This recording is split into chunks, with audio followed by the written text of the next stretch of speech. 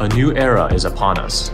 Pulse has taken the world by storm as the leading Web3 social media. Beyond current features like casting, tipping, inscription trading, and earning, it's now elevating to the next level, on-chain.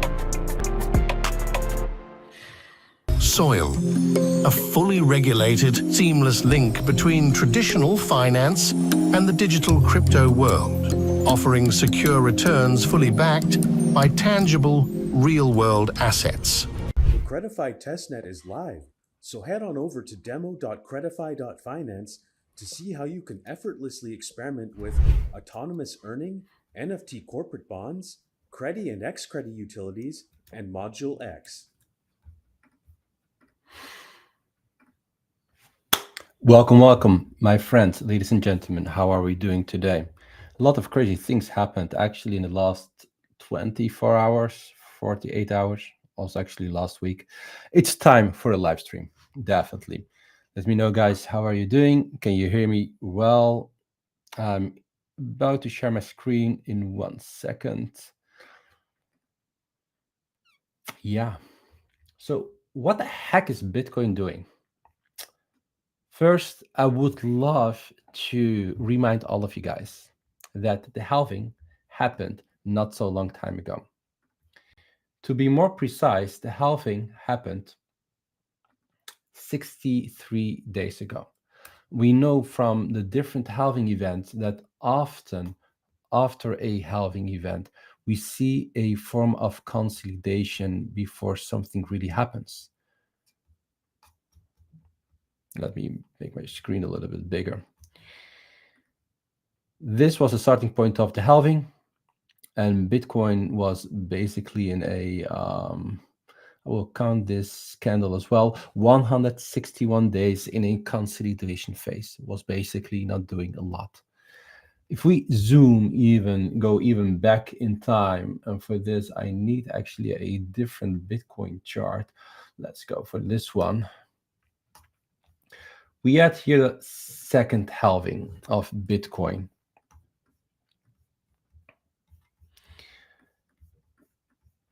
Also here, let me go to the logarithmic chart. I always do the logarithmic chart, guys. I see people doing like the non-logarithmic. Actually, logarithmic on TradingView is actually semi-logarithmic, but maybe I'll digress a little bit. Often it's a good idea to use the logarithmic chart. Here, Bitcoin was ranging for 126 days. So Bitcoin was ranging here for 160 days. So it's pretty normal before we actually feel the shock, the shift in supply and demand. It needs time. Again, the halving is a non-binary event. It's an event for the next 4 years. It's an event for the next 210,000 blocks. So what happened here quite recently? Honestly, people are really good in forgetting things. Whenever things are going up, we tend to create higher targets in our mind. Very natural.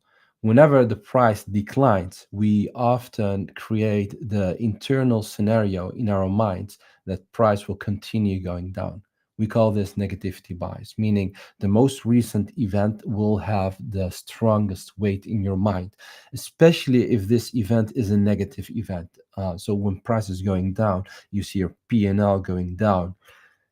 Your mind automatically will assume that this will continue for a quite considerable amount of time, and neglecting actually that Bitcoin is actually ranging here. What I like of this quite recent price action of yesterday and today is if we plot here the 20 EMA, I actually see a quite nice bounce. I agree, the week is not closed yet. It's Tuesday. We still have a few days to go. However, if we would close like this, that would be really nice for Bitcoin. And it's back in the range again, and it has all the room to go back to range high. Also on the daily, if we would plot here the 200 MA, which is in my opinion, a very important MA. For many, it's actually a proxy if we are in a bull or a bear market. The same could be applied on the 20 EMA or even the Burbicator Pro. I will check the Burbicator Pro in just a second. Yesterday, I tweeted about this, and honestly, I would love to have seen this wick tapping into this 200 MA and taking out this low. That would give me even more confidence. We were here 1.6% away from its all-time high. And now tell yourself, this price action from 72 to this point is not and was not the strongest correction we have ever had. As discussed previously, the strongest correction we have ever seen in this cycle since the low of 2020 is approximately 23.3%. Normally, we often see strong declines, strong corrections of 30, 40% in the previous cycles. We haven't seen these strong corrections at all. Not here, not here, even not here.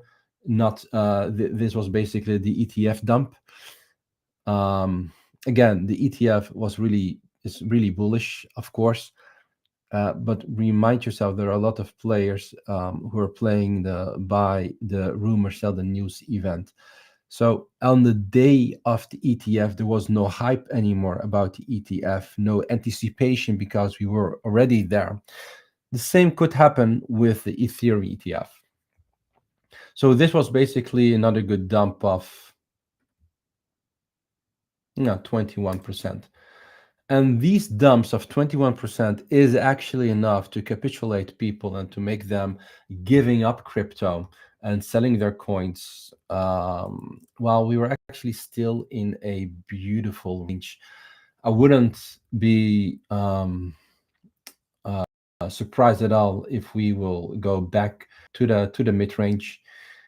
Last time I shared a few of my levels, and I was pretty bearish, or actually bullish here when we were actually trading above the point of control. When we lost the point of control, I was starting to get a little bit more bearish, locally, not on a high time frame basis. I mean, the primary trend, the secondary trend is still very, very bullish in my opinion. And then we had the anchored VWAP. Anchored from the starting point of the range, we lost that level as well. I consider this wick here as a bearish retest. However, we are now back in the range. We touched 20 EMA on the weekly and also on the Burbicator Pro. Let me delete the unnecessary things. This looks okay-ish. The 21 EMA pretty much aligns with the Burbicator Pro current time frame trailer. So what happens if we would close below the time frame trailer? It would mean that the Burbicator Pro would flash a bear signal. For me, what does that mean to my system? It would mean I'm going to close my positions or most of my positions and take protective measures, because I don't want to have a big position open while the Burbicator Pro is flashing a bear signal. So we are not actually that far away from the point of invalidation. It doesn't mean we are 100% in a bear market. It does mean more downside is probably about to happen. Also, you could consider this as a potential, not saying that this is, but a potential double top. And this is basically the neckline here. And the neckline aligns with the 21 EMA, with the monthly SNR level, and with the Burbicator Pro current time frame trailer. Oh, the last time the Burbicator Pro flashed, let me disable the divergences here, flashed a bull signal. Probably we should get rid of the 200 MA as well, was in February 2023. In February 2023, we got this beautiful bull signal. And often when you got this bull signal on a weekly, it will remain bullish for a long period of time. So we tested the current time frame here. We tested it here. We tested it here in this zone, and the last time the Burbicator Pro flashed a bear signal, it was really, the bear market. I mean, of course, with these kind of systems, with momentum systems, you cannot exactly predict the top, and that's also not our goal. If you exit the market 30% below the all-time high, I would say that's actually a really good performance. Actually, really good. 30-40%, it's really good performance, in my opinion. So we flashed here a bear signal, and down we went. Flashing here again a bear signal would actually really worry me. But now I'm seeing this hammer pattern again. We are not close, right? We can still have like a really aggressive candle taking out this, and we're gonna close potentially below 56k. But as of now, I will give the benefits to the bulls, as we're actually crossing back to this range. Also from an RSI perspective, this was the very first time, and I shared this yesterday on Discord, that the Burbicator Pro was actually crossing below the 30 level. The last time we crossed below the 30 level was here in August, long time ago, which basically induced here this consolidation before we went up. Normally, when you see the RSI quickly going down below the 30 level and it crosses up again the 30 level, this is actually one of the buy signals if you would use the RSI in isolation. This was one of the methods of Wells Wilder, who basically invented, who's the creator of the RSI and who was the creator of the ATR and many other OG tools. I really love to use his tools as the way how he used it. There's a lot of garbage, a lot of nonsense on crypto Twitter, YouTube, on the internet about how to use the different oscillators.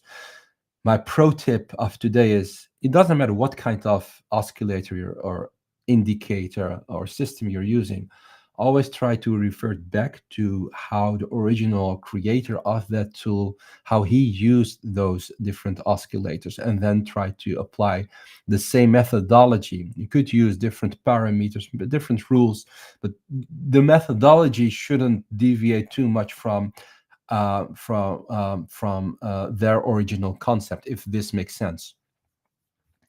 Let me check if there are any questions from you guys, legends.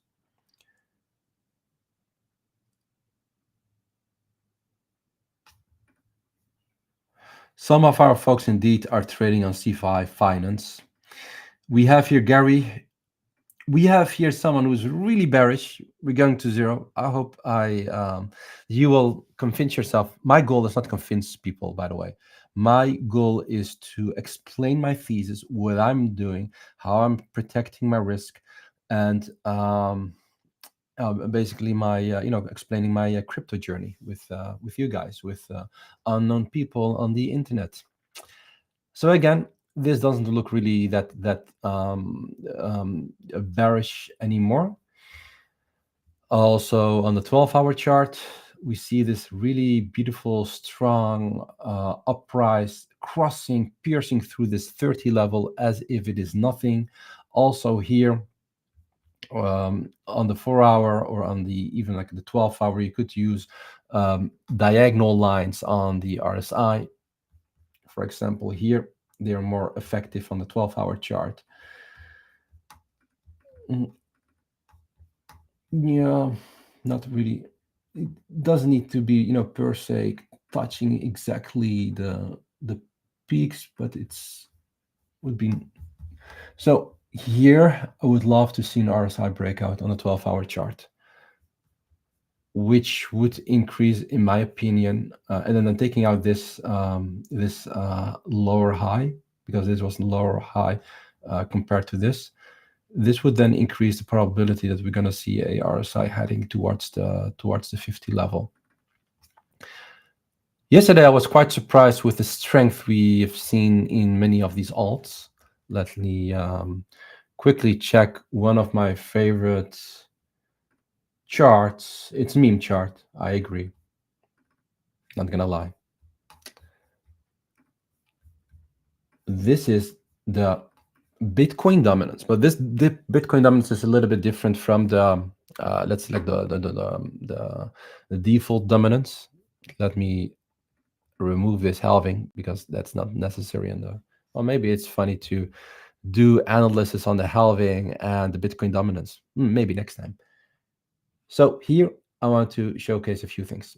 But first, please understand, it's actually a meme chart. You cannot actually trade the Bitcoin dominance, right? You cannot like buy and sell along a short, but it does give you a lot of insights.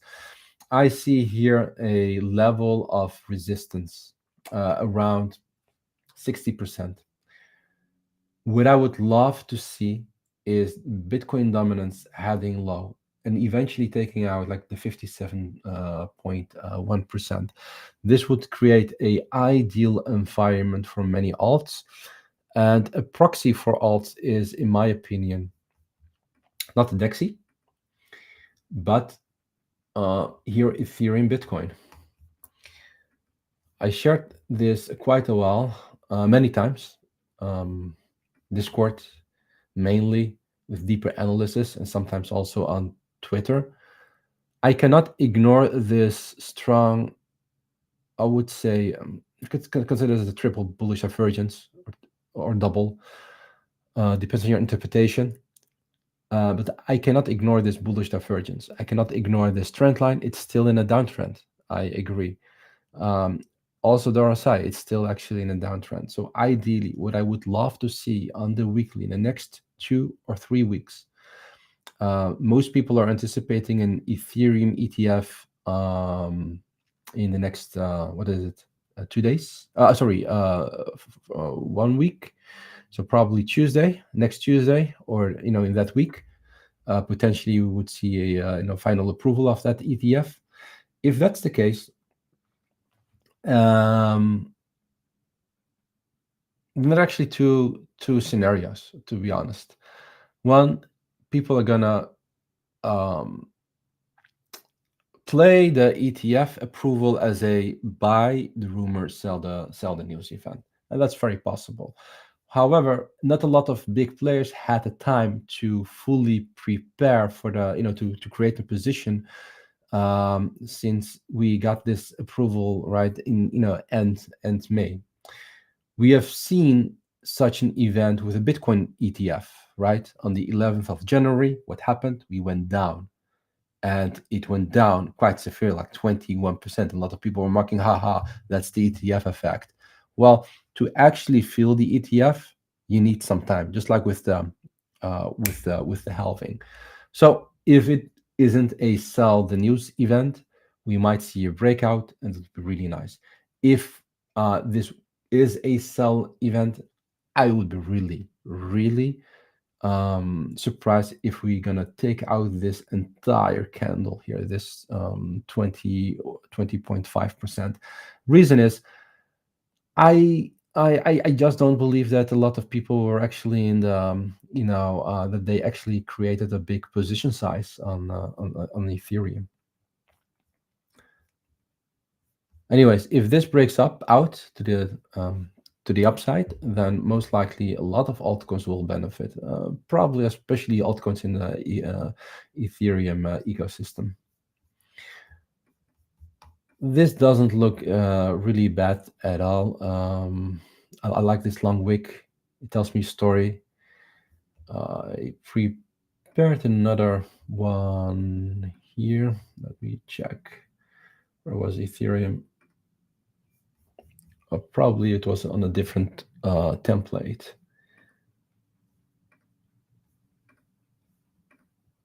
Wait, was it at the Replicator Pro? No, it isn't. No, anyways, I don't think that this looks really ugly at all. This could suggest a potential rejection from this price level here. From this price level here. So this is basically in hammer. And the next 12-hour session confirmed to hammer, and this as well. Normally my trading system, this is free alpha, maybe for you guys. If I see a hammer on the 12-hour or the 4-hour, That's for me a reason enough. And wait, and it taps into support level, ideally with divergence, but also without any divergence.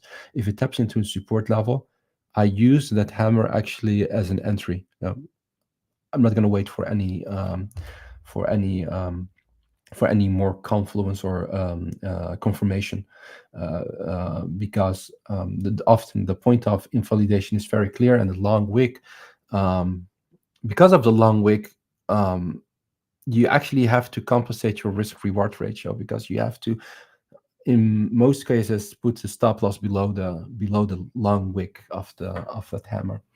So I believe this looks good as well.